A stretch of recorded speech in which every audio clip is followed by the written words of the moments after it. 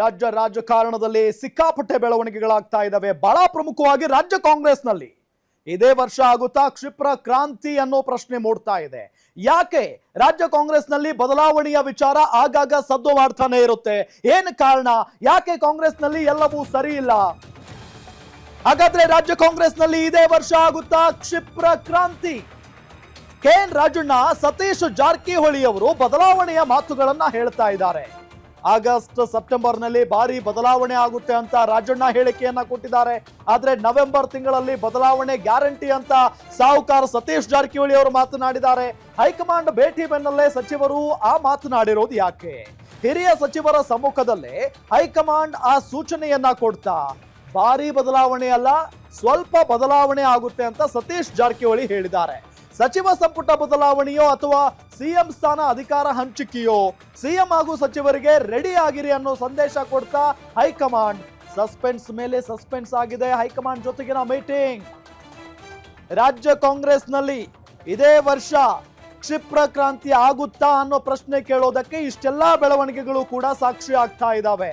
ಬಹಳ ಪ್ರಮುಖವಾಗಿ ಕಾಂಗ್ರೆಸ್ನ ಹಿರಿಯ ಸಚಿವರು, ಹಿರಿಯ ನಾಯಕರು ಆಗಿರುವಂತ KN ರಾಜಣ್ಣ ಮತ್ತು ಸಾಹುಕಾರ ಸತೀಶ್ ಜಾರಕಿಹೊಳಿ ಅವರು ಬದಲಾವಣೆಯ ಬಗ್ಗೆ ಮಾತನಾಡಿದ್ದಾರೆ. ಸೆಪ್ಟೆಂಬರ್ ಕಳೀಲಿ ಅಂತ ಇದ್ದೀನಿ. ಸೆಪ್ಟೆಂಬರ್ ಕಳೀಲಿ ಅಂತ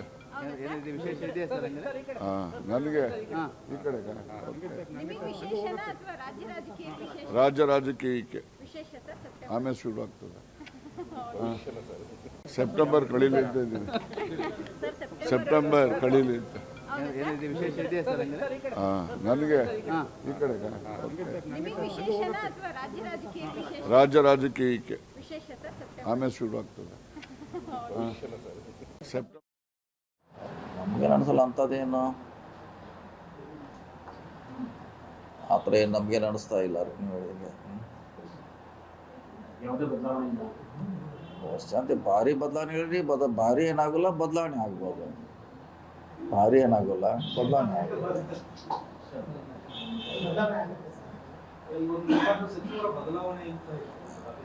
ಅದನ್ನೇ ಬದಲಾವಣೆ ಆಗ್ಬೋದು, ಭಾರಿ ಆಗೋಲ್ಲ ಅಷ್ಟೇ. ನಮ್ಗೇನು ಅನಿಸಲ್ಲ ಅಂಥದ್ದೇನು.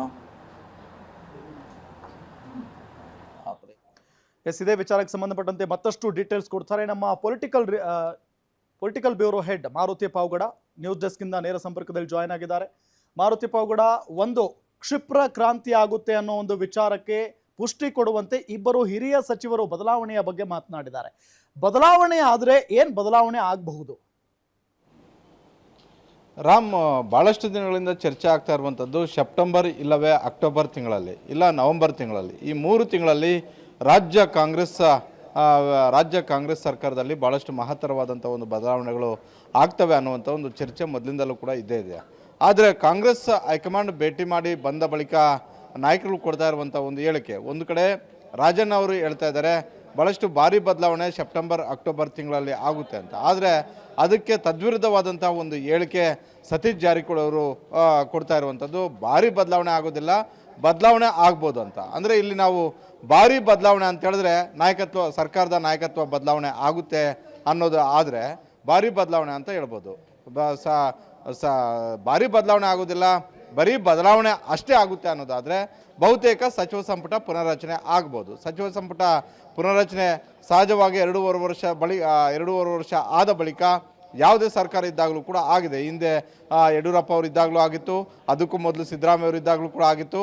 ಹಾಗಾಗಿ ಸಚಿವ ಸಂಪುಟ ಪುನರ್ರಚನೆ ಆಗಬೇಕು ಅನ್ನುವಂಥ ಒಂದು ಒತ್ತಾಯ ಇವತ್ತು ನಿನ್ನೆಯದ್ದಲ್ಲ, ಕಳೆದ 1 ವರ್ಷದಿಂದಲೂ ಕೂಡ ಆ ಒತ್ತಾಯ ಕಾಂಗ್ರೆಸ್ನ ಹಿರಿಯ ಶಾಸಕರು ಮಾಡೇ ಮಾಡ್ತಾ ಇದ್ದಾರೆ. ಆದರೆ ಮತ್ತೊಂದು ಚರ್ಚೆ ಆಗ್ತಿರೋದು ಏನಂತ ಹೇಳಿದ್ರೆ 2023 ವಿಧಾನಸಭಾ ಚುನಾವಣೆಯಲ್ಲಿ ಮೇ ತಿಂಗಳಲ್ಲಿ 136 ಸ್ಥಾನಗಳು ಗೆದ್ದಾಗ ಕಾಂಗ್ರೆಸ್ ಹೈಕಮಾಂಡ್ ಮುಂದೆ ಆಗಿರುವಂಥ ಒಂದು ಮಾತುಕತೆಯಲ್ಲಿ ಸಿದ್ದರಾಮಯ್ಯ ಮತ್ತು DK ಶಿವಕುಮಾರ್ ಇಬ್ಬರಿಗೂ ಕೂಡ 50-50 ಫಾರ್ಮುಲಾದ ಅಡಿಯಲ್ಲಿ ಅಧಿಕಾರದ ಸೂತ್ರವನ್ನು ಇಟ್ಟಿದ್ರು. ಅದಕ್ಕೆ ಉಭಯ ನಾಯಕರು ಕೂಡ ಒಪ್ಕೊಂಡಿದ್ದಾರೆ.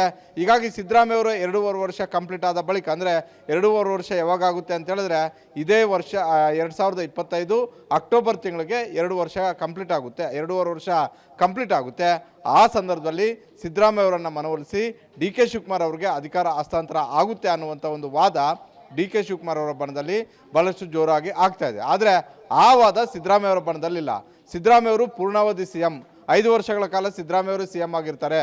2.5 ವರ್ಷ ಅಷ್ಟೇ ಅಲ್ಲ, ಇನ್ನು 2.5 ವರ್ಷಕ್ಕೂ ಕೂಡ ಸಿದ್ದರಾಮಯ್ಯ ಅವರು CM ಅನ್ನುವಂಥ ಒಂದು ವಾದವನ್ನು ಸಿದ್ದರಾಮಯ್ಯ ಅವರ ಬಣದಲ್ಲಿ ಆಗ್ತಾ ಇದೆ. ಇದಕ್ಕೆ ತದ್ವಿರುದ್ಧವಾದಂಥ ಒಂದು ವಾದ ಡಿ ಕೆ ಶಿವಕುಮಾರ್ ಅವರ ಬಣದಲ್ಲಿ ಆಗ್ತಾ ಇರುವಂಥದ್ದು. ಹೀಗಾಗಿ ಯಾವಾಗ ಕಾಂಗ್ರೆಸ್ ಹೈಕಮಾಂಡ್ ಭೇಟಿಗೆ ನಾಯಕರು ಹೋಗ್ತಾರೋ ಆ ಸಂದರ್ಭದಲ್ಲಿ ಬಂದಂತಹ ದೆಹಲಿಯಿಂದ ಬಂದಂತಹ ನಾಯಕರುಗಳು ಈ ರೀತಿಯಾದಂಥ ಒಂದು ಹೇಳಿಕೆಗಳನ್ನು ಕೊಡ್ತಾ ಇದ್ದಾರೆ.